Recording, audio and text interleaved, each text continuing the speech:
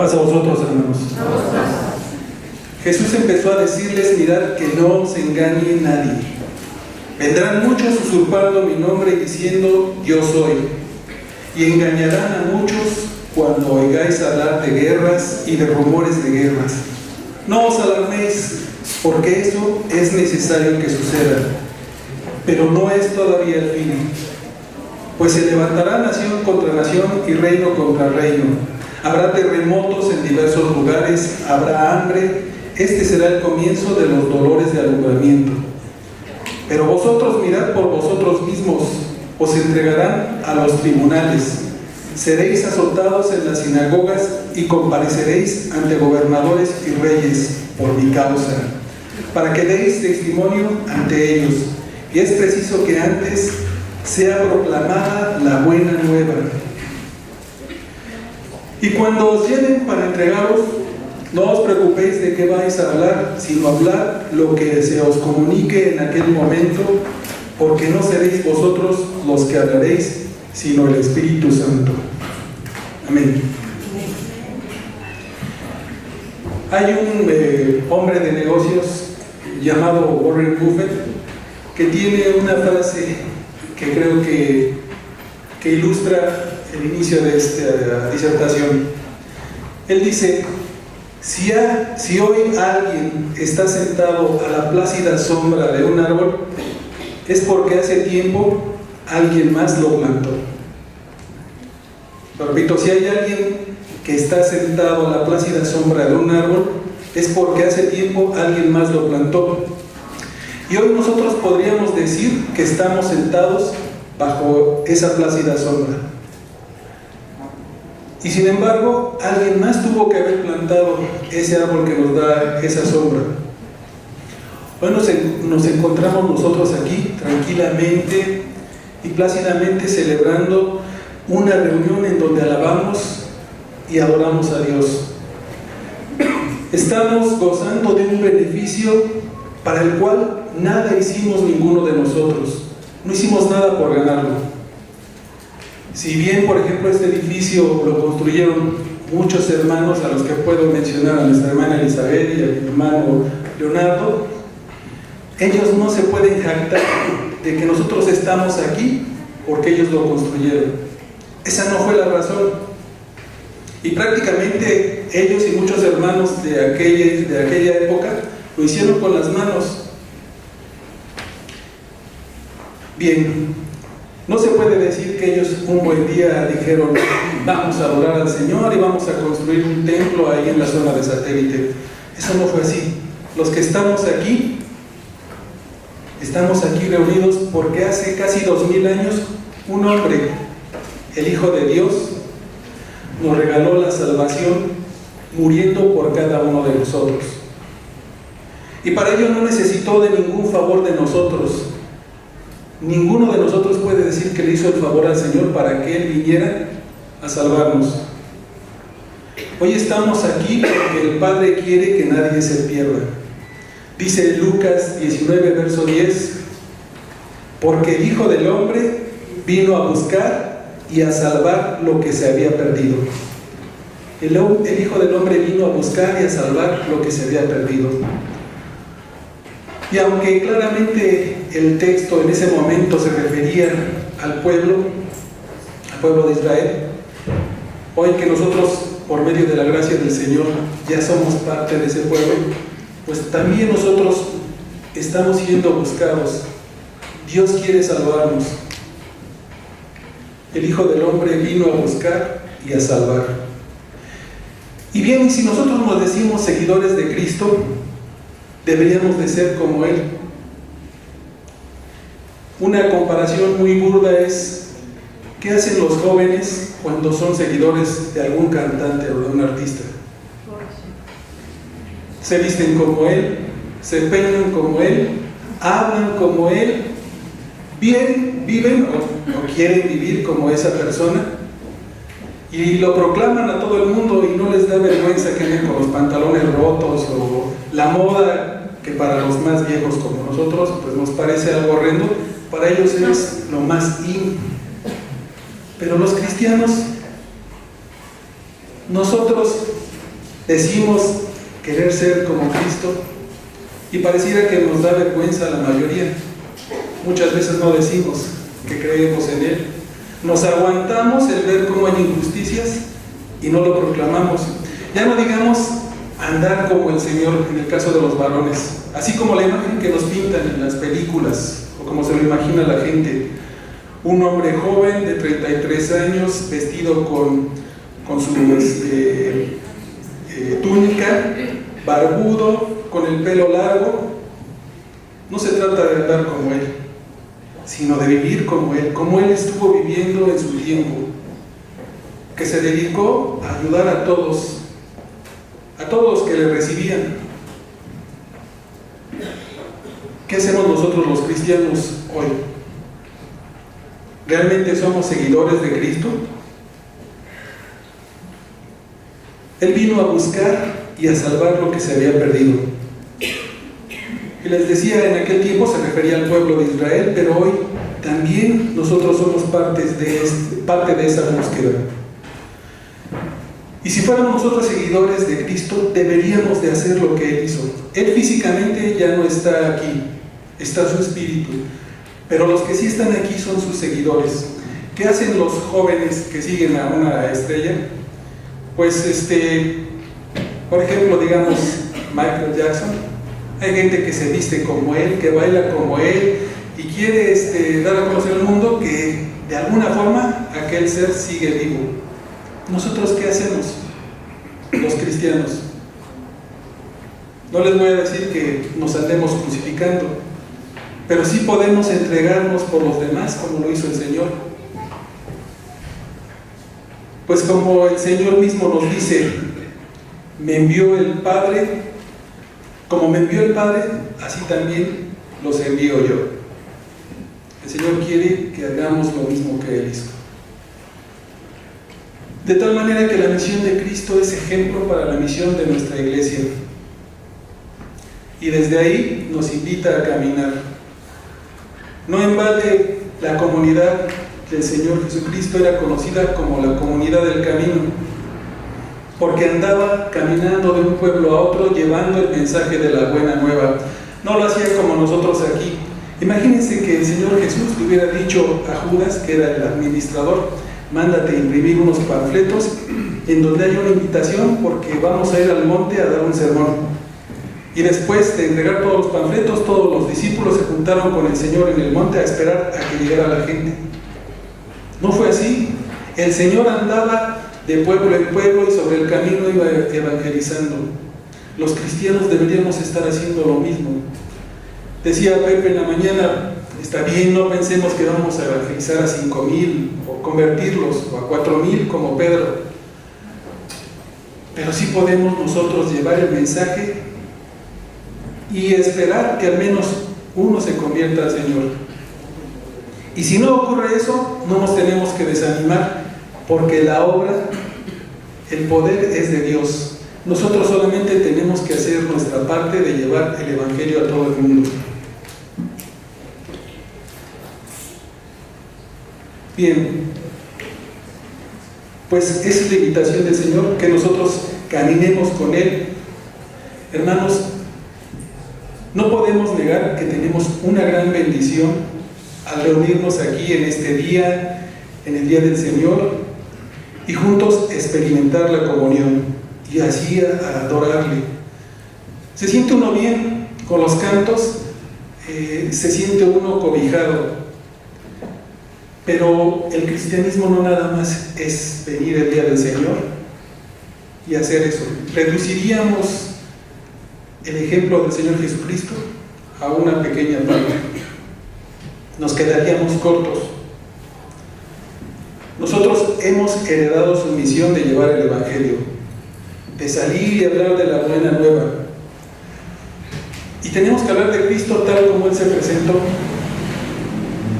como el Hijo del Hombre y también como el Hijo de Dios, pero no presentarlo como un superhéroe, como un Superman, Linterna Verde o lo que quieran ustedes. Él no fue eso, ni tampoco fue un curandero de almas, ni tampoco que tenía tanto poder como para resucitar a la gente. porque lo reduciríamos simplemente a algo mágico. Cristo fue, primero que nada, hombre. Se le debe de presentar a la gente como aquel hombre que cuando vino al mundo fue rechazado por la gente de su tiempo, que no hubo lugar para él ni para su familia cuando nació en una posada y les dieron un pequeño establo, una cueva. Y cuando murió, ¿cuántos de sus discípulos estaban con él en la cruz? No había nadie. El Señor quedó suspendido de la cruz entre el cielo y la tierra, mostrando que su cuerpo estaba ahí. Y era preciso que quedara así para que el mundo comprendiera que era hombre.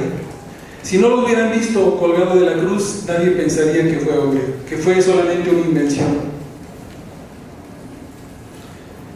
Pero no solamente hablar de él como hombre, sino hablar también como hijo de Dios. En Mateo 27, verso 54, nos hablan de esa naturaleza divina. Dice ahí el pasaje, Mateo 27, verso 54, el centurión y los que estaban con él guardando a Jesús, visto el terremoto y las cosas que habían sido hechas, temieron en gran manera y dijeron, verdaderamente este era el Hijo de Dios. Bien, con este pequeño preámbulo, lo que quiero comentar es que nosotros hemos heredado la misión de ir a evangelizar. Y nos vamos a preguntar quiénes son los que tienen que evangelizar. Y rápidamente nos la quitaríamos el pastor. ¿Y dónde está el pastor? Se fue a evangelizar. Nos quitaríamos la obligación de ir a presentar el mensaje de Dios y le pasaríamos la bolita a los líderes, le pasaríamos la bolita a los que están en el consejo de la iglesia, a los del ejecutivo, pero la verdad es que la misión es para todos. En el texto que leímos al principio dice, Jesús empezó a decirles, mirad que no os engañe nadie, vendrán muchos usurpando mi nombre y diciendo yo soy, y engañarán a muchos. ¿Cómo podremos saber cuando son realmente profetas verdaderos, evangelizadores verdaderos? Cuando los joyeros analizan una piedra o un diamante, pues ellos analizan los cortes de ese diamante, la pureza del mismo, y determinan si es legítimo o es falso. Y para eso se tuvieron que preparar arduamente. No cualquiera puede identificar un brillante de un vidriante. Nosotros deberíamos de preguntarnos si somos capaces de identificar a quien trae verdaderamente la palabra de Dios. Porque en este momento, con todo lo que estamos viviendo, es muy fácil que alguien nos jale para su religión, para su lado. Dice el texto que habrán de ocurrir terremotos, que habrá declaraciones de guerra. Hoy hemos visto que son tantas las cosas que ocurren. Decía el hermano Rogelio que gracias al terremoto estamos aquí todos. Y si no hubiera habido terremoto esta semana, ¿estaríamos aquí? Qué bueno que la mayoría dijo que sí. Pero lo cierto es que la iglesia se había visto vacía de los sábados anteriores. Necesitamos que nos den un jalón para que nos acerquemos a Dios. Les decía que en el texto que vimos se hablaba de esto, y Pablo en 2 de Corintios, en el capítulo 5, versos 18 y 19, nos recalca quiénes son los que van a llevar el Evangelio. Todo esto es la obra de Dios, quien por medio de Cristo nos reconcilió consigo mismo y nos dio el encargo de anunciar la reconciliación. Es 2 de Corintios, capítulo 5, versos 18 y 19. Y dice el verso 19, es decir, que en Cristo Dios estaba reconciliando consigo mismo al mundo sin tomar en cuenta los pecados de los hombres. Y a nosotros nos encargó que diéramos a conocer este mensaje. Tal como hemos vivido, o como se vivió hasta el momento en el que el Señor estuvo en la tierra, el Señor, el Padre, podía haber decidido destruir otra vez a la humanidad, porque la humanidad se había otra vez vuelto en contra de Él. Pero esta vez no hizo eso. En esa ocasión envió a su Hijo a la tierra y por medio de su muerte se reconcilió con todos nosotros, se reconcilió con el mundo. Es por decisión del Padre que el Evangelio está siendo llevado a todo el mundo. No fue un encargo directamente del Señor Jesús, fue decisión del Padre. Y dice que no tomó en cuenta los pecados de cada hombre. Y a nosotros nos dio el encargo de que diéramos a conocer este mensaje. Así que analicemos nuestras vidas. Somos tan puros, tenemos un alma tan diáfana, que nosotros no tenemos que agradecerle nada al Señor por lo que hizo el Señor Jesucristo. Tenemos mucho que agradecer. Al contrario, tenemos mucho que agradecer. Todo lo que tenemos, todo lo que somos, todo lo que podemos hacer es gracias a Él. El mensaje de reconciliación de nuestro Señor es con el Padre. Y se trata también del perdón de los pecados y de justificar al pecador. Muchos de los que vienen en nombre del Señor y que los hemos visto algunos en televisión, no quieren más que ganar adeptos para incrementar sus cuentas en el banco. Y ellos pueden presentar estos acontecimientos que estamos viendo de manera tergiversada. Pueden decir que el final del mundo ya está cerca por lo que está ocurriendo aquí. Decían 3 terremotos, los 4 huracanes, las pruebas nucleares que está haciendo el loco que vive ahí en Corea del Norte. El señor de arriba, el vecino del norte que desprecia a todo el mundo y que dice que él solito las puede solo, y que después cuando no puede le echa la culpa a todo el mundo, y que dice que no es cierto que el cambio climático esté afectando, aunque ya se ha llevado 3 o 4 estados de la Unión Americana. Todo eso lo podrían interpretar como que se los dije, este es el fin del mundo, júntense conmigo, aquí va a haber salvación. Hermanos, eso no es para ser temerosos. El mismo Señor nos dice que cuando oigáis hablar de guerras y de rumores de guerras, no os alarméis, porque eso es necesario que suceda, pero no es todavía el fin. Principio de dolores. Pues se levantará nación contra nación y reino contra reino, y habrá terremotos en diversos lugares, habrá hambre. Este será el comienzo de los dolores de alumbramiento. Y el hambre ha habido aquí desde hace mucho tiempo. En todo el mundo vemos las imágenes de los países africanos. No vemos las de nuestro país porque al gobierno no le conviene, pero en nuestro país el 50% de la población vive en pobreza extrema. Hay hambre en el país también. Pero lo que sí debemos de interpretar es que todo esto son señales. Decía el texto, lo repitió la hermana Rebeca, son señales del inicio de los dolores de alumbramiento. Algo grande viene. No podemos decir que el fin está cerca.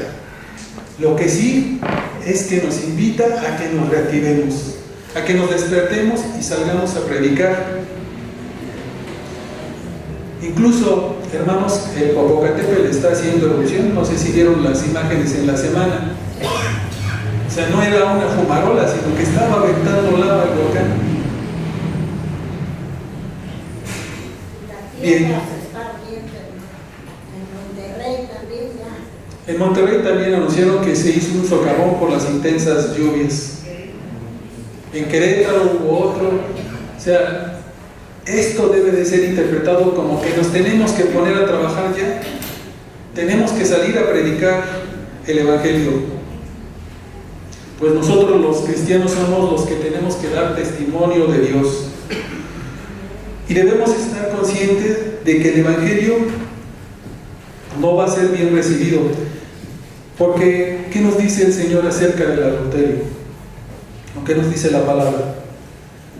Que si una mujer que se ha separado de su marido se junta con otra persona, o lo mismo un hombre que se separa de su mujer y se junta con otra, es adúltero y hace adúltera a su mujer. No vayamos tan lejos, veamos al mandatario de nuestro país.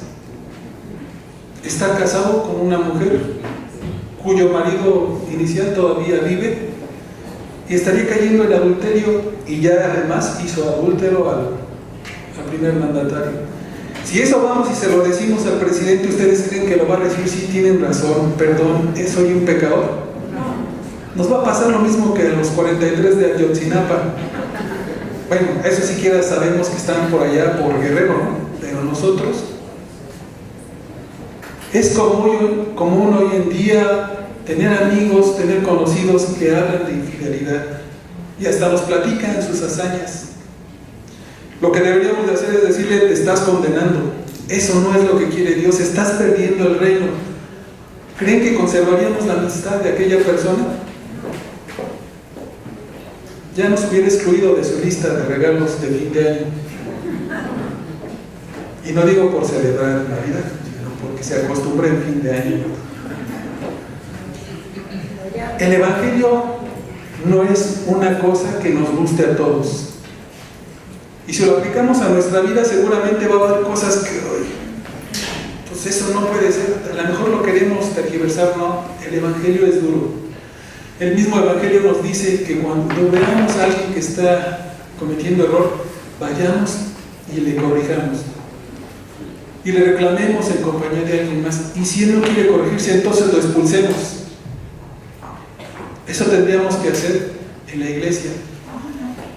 Pero expulsarlo no para condenarlo, sino para tratarlo entonces como un pagano o como un publicano, para empezar entonces otra vez la evangelización de esa persona.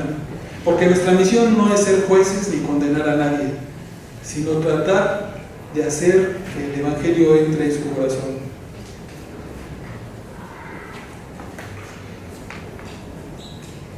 Por eso es que el Señor nos dice: pero vosotros mirad por vosotros mismos, os entregarán a los tribunales, seréis azotados en las sinagogas y compareceréis ante gobernadores y reyes por mi causa, para que deis testimonio ante ellos. Eso, bueno, aplicado a los apóstoles en aquel tiempo, pues era mencionarles que llevar el Evangelio no iba a ser cosa fácil y que no iba a ser aceptado. Hoy nosotros decimos que vivimos en libertad y que podemos incluso subirnos al metro y leer en voz alta la Biblia y predicarlo y nadie va a decir nada. Pero hay lugares donde ni siquiera se puede levantar la voz. Todavía son perseguidos los que evangelizan. Sabemos que hay problemas en el sureste del país, en Chiapas, en Veracruz, en provincias sobre todo, en donde los que se dedican a proclamar el Evangelio son apedreados. O sea que esto sigue siendo actual para nosotros. Siento que esto es aplicable para los discípulos en aquel tiempo, pero el Evangelio es tan duro que hoy en día todavía sigue siendo difícil de aceptar. Y sin embargo nosotros debemos de tener la confianza de que no vamos solos. Dígale usted a los líderes de la iglesia, a los que están fallando, todas sus faltas. Indíquele los versos de la Biblia en donde dice que él está haciendo mal, que él está obrando mal. ¿Verdad que lo va a recibir con los brazos abiertos? No, el Evangelio es duro. Pero es duro mientras no obedezcamos al Señor. Si nosotros estamos con Él, nosotros podemos crecer en Él. Y evidentemente el Señor no quiere que nadie se pierda. Envió a Cristo para salvar, para buscar a los que se habían perdido.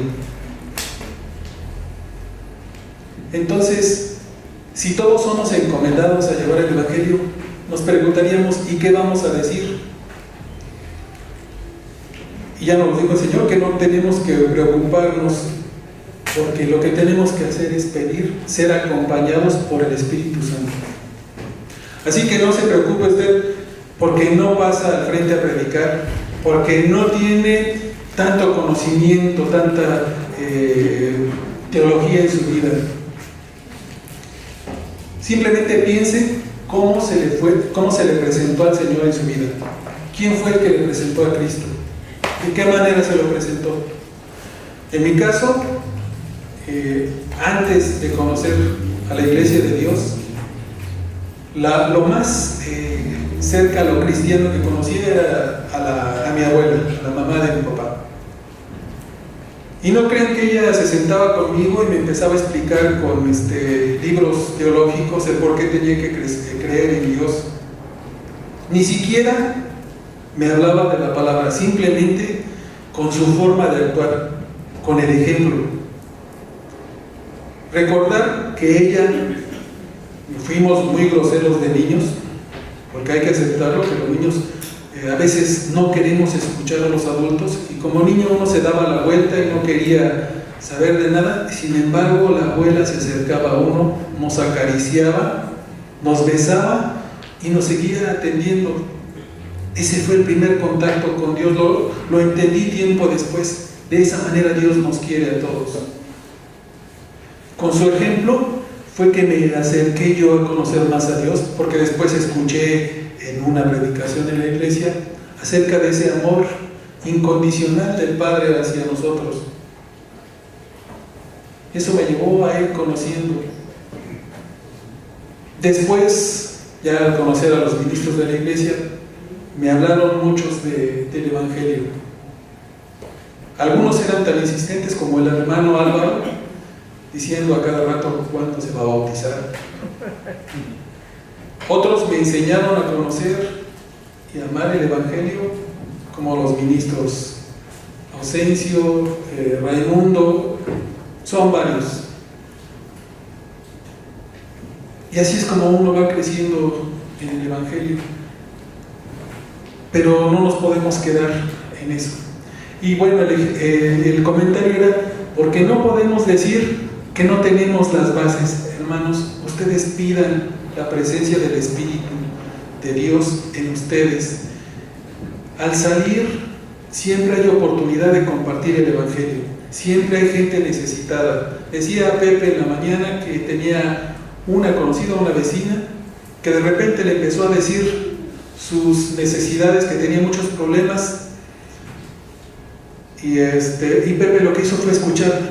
Eso también es llevar el Evangelio, escucharla y después aconsejarle que se acerque a Dios y hablarle del Dios que es hijo del hombre, pero que también es hijo de Dios, y que es un Dios que vino a la tierra en forma de hombre, que murió en la cruz, pero que resucitó. Hablamos de un Dios vivo, no es un Dios muerto, y que por medio de esa acción nosotros somos salvos. Es difícil de entender cómo alguien, el que se dice todopoderoso, tuvo que morir para hacernos salvos. Nuestra mentalidad es todo lo contrario. Nosotros esperamos que sea alguien que venga y que derrote todo el mal, y entonces sí nos ponga aparte. Dios hizo lo contrario. Nos demostró su amor, y eso es a lo que nos invita cuando llevemos el Evangelio.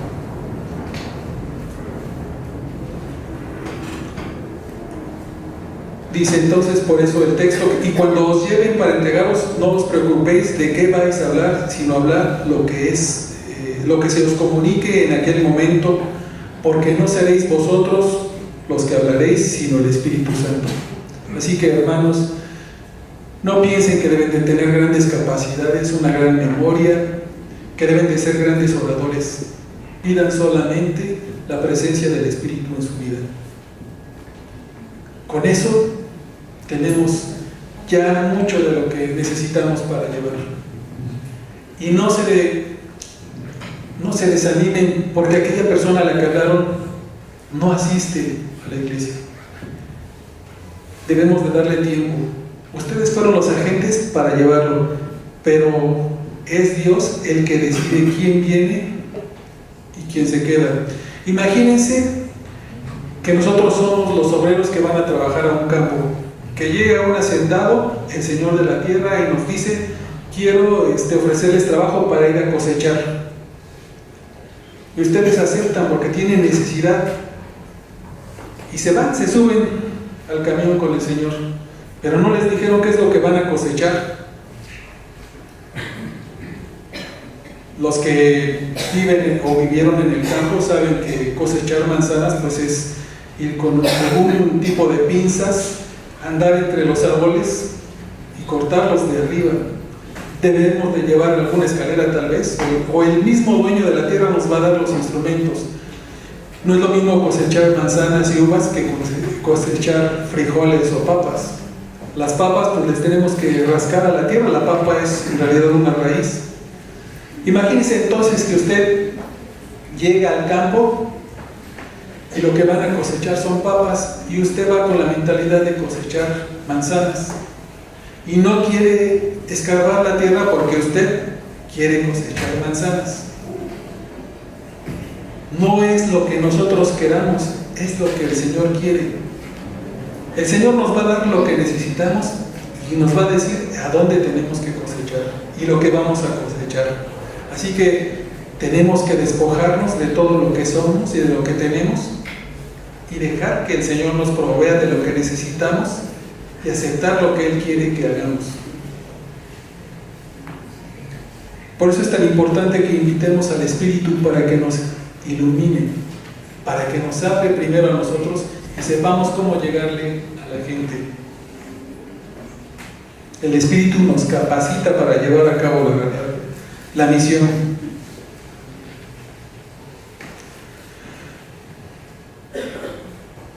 Así que quítese esa idea arraigada en la tierra de que yo no soy capaz de evangelizar. Todos los que creemos en el Señor estamos capacitados para hacerlo. Cuando el Señor iba a ascender a los cielos, dijo a los discípulos en el libro de los Hechos, capítulo 1, verso 8: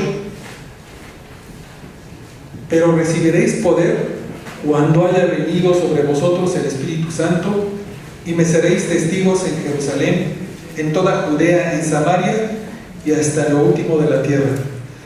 De manera que sin el Espíritu no podemos hacer nada. Recibiréis poder cuando haya venido sobre vosotros el Espíritu Santo. Y bien, finalmente las herramientas para evangelizar, además de la ayuda del Espíritu Santo, son que demos testimonio con nuestras vidas. Pues el ejemplo siempre es el mejor método, y la iglesia debería dar testimonio del Evangelio de Dios. A los que nos visitan deberíamos demostrarles que nuestra comunión es fuerte y es verdadera. No debería de demostrarse que hay disputas entre nosotros, que no queremos a fulanito porque algo en el pasado afectó a nuestra familia, que no nos juntamos con aquel porque ese hermano es más pobre que yo, o porque me cae gordo la forma en la que habla. Nosotros deberíamos de ser ejemplo del Evangelio, abrazando a todo el mundo, como el Señor abrazó a los leprosos que se acercaban y que le dijeron: nosotros no podemos ir contigo, y cuando iban acercándose a Él fueron curados. Pero luego actuamos como los otros 9 que, curados, ya no regresaron a darle gracias al Señor, solamente uno. Debemos de ser ejemplo como iglesia y como personas de que el Evangelio es posible y que con él nuestra vida es diferente. Por medio de la predicación, bueno, aquí tenemos en la iglesia algunos predicadores, pero eso no lo excluye a usted. A todos ustedes pueden predicar el Evangelio, porque como dice Romanos 10, y lo cantamos a menudo, versos 13 al 15, porque todo aquel que invocare el nombre del Señor será salvo. ¿Cómo pues invocarán a aquel en el cual no han creído? ¿Y cómo creerán en aquel de quien no han oído? ¿Y cómo oirán sin haber quien les predique? ¿Y cómo predicarán si no fueren enviados? Como está escrito: Cuán hermosos son los pies de los que anuncian la paz, de los que anuncian las buenas nuevas. No vayan a interpretar literalmente que para tener bonitos pies tienen que andar predicando. Se trata, hermanos, de sentirse bien, y para ello necesitamos conocer al Señor para poder predicarlo. Es un estudio constante de Él, de su palabra, y de concientizarnos de que si hay hermanos que están sufriendo, nosotros somos los agentes que tenemos que ir por ellos para darles el consuelo. Qué bueno que estamos aquí y que nos consolamos, que pedimos por los hermanos que están enfermos. Nos expresó la semana antepasada o la pasada la hija de la hermana Rosa María Pérez Regalado que se habían sentido bien porque saben que estamos orando por ellas, por la hermana y por sus hijos. Eso es porque nosotros nos estamos consolando, pero ese consuelo no se debe de quedar aquí en la iglesia, ese consuelo debe de llegar a todo el mundo. Así que nosotros tenemos que experimentar a Cristo para poderlo llevar a todos lados. Y para experimentarlo no tenemos que ser unos ermitaños creyendo que santo es el que está apartado. Es apartado del mundo en el sentido de que no queremos que las delicias del mundo nos dominen, sino estar apartado para que sea Dios el que nos llene nuestra vida. Porque nosotros somos una comunidad. La experiencia cristiana se vive en comunidad. Hemos sido llamados, somos iglesia, somos un cuerpo en Cristo y por lo tanto somos responsables los unos de los otros. Así que no podemos hacernos de la vista gorda cuando un hermano tiene problemas en su matrimonio, cuando un hermano está enfermo. Nosotros somos responsables de ellos. El escritor norteamericano Ernest Hemingway, que escribió el libro El viejo y el mar y Por quién doblan las campanas, en ese libro él hace referencia a lo siguiente. No sé si aún sigue siendo costumbre que cuando llevan a un difunto al panteón tocan las campanas cuando va entrando. A eso se refería este autor, porque él hace la primera pregunta es: cuando oigas redoblar las campanas, no preguntes por quién redoblan, porque están redoblando por ti, porque cada hombre que muere es parte de ti. Cada vez que muere un hombre, estás muriendo tú. Y si hoy y esto ya es adicional, esto ya lo menciono yo como parte de la disertación. Si ese hombre murió sin conocer a Cristo, nosotros estamos muriendo espiritualmente porque no hicimos nuestro trabajo. Así que cuando oigamos repicar las campanas en un cementerio, pensemos que no murió esa persona, sino que nosotros estamos muriendo por no haber hecho nuestra labor. Pero finalmente, hermanos, esto no es para sentirnos mal, sino para que despertemos, para que trabajemos, para que llevemos el mensaje de Dios, pero sobre todo con amor, con el mismo amor que Cristo vino al mundo a darnos este regalo. Y tenemos que decir, como ya se los dije, que Cristo es el Hijo del Hombre, que murió en la cruz y que resucitó, que es Hijo de Dios y que vino para darnos salvación y perdonar todos los pecados que hemos cometido. Y que todo esto es solamente por gracia y por la misericordia de Dios. Nadie hizo nada para lograrlo, para encontrarlo. Que Dios les bendiga. Pasa a vosotros, hermanos.